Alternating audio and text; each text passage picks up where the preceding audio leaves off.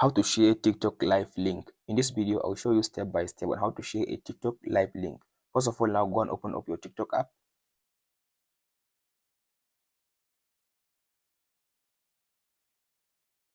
So after you open your TikTok app like this now, so as you can see now, here is a live now. As you can see now, I joined this live. So now suppose I want to share a link of this live. So you can apply this method whether on the live that you want to share it link, it is your own live or someone's live. After you open just the live like this now, all you have to do now, tap on this share button at the bottom right. So after you tap on this share button, as you can see now swipe to right.